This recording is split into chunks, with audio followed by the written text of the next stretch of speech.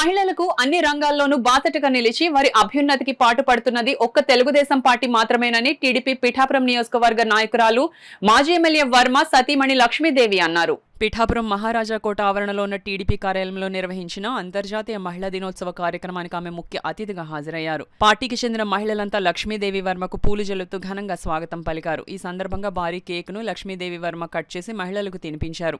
మహిళా దినోత్సవ శుభాకాంక్షలు తెలియజేశారు. తెలుగు మహిళా విభాగం పిఠాపురం నియోజకవర్గ అధ్యక్షురాలు పిఠాపురం మున్సిపల్ కౌన్సిలర్ పంపనబోయిన అన్నపూర్ణ ఆధ్వర్యంలో మహిళలంతా లక్ష్మీదేవి వర్మను ఘనంగా సత్కరించారు. ఈ సందర్భంగా లక్ష్మీదేవి వర్మ మీడియాతో మాట్లాడారు. వర్మ గారి తరఫు నుంచి పిఠాపురం నియోజకవర్గ మహిళలందరికీ కూడా మహిళా దినోత్సవ శుభాకాంక్షలు తెలియజేయడం జరుగుతుంది.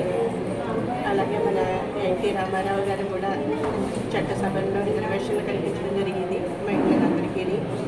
అలా ఆస్తిలో సమాన భాగం కూడా కల్పించడం జరిగింది. మన చంద్రబాబు నాయుడు గారు కూడా 1,00,000 మంది మహిళలందరికీ కూడా పారిశ్రామికవేత్తలు చేయాలని నిర్ణయించుకున్నారు. డ్వాక్రా సంఘాలు పెట్టడంలో కూడా మహిళలను ముందుకు తీసుకొచ్చింది కూడా మన చంద్రబాబు నాయుడు గారి.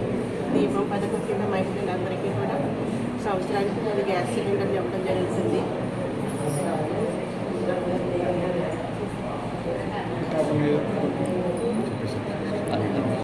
25 సంవత్సరాల నుంచి నిరంతరం మీ కుటుంబంతో కలిసి ఉన్న వర్మ గారు మా కుటుంబం కూడా అంతా మీ అందరిలోని కలిసిమెలిసి తిరగడం జరిగింది.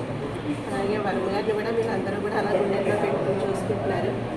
మన వర్మ గారు వర్మన్నాన్ని పిలిస్తే నాయకులు మన వర్మ గారు మీకు అందరికీ అండగా ఉంటారని, అలాగే చంద్రబాబు నాయుడు గారు కూడా మనకందరికీ అండగా ఉంటారని తెలియజేయాలి.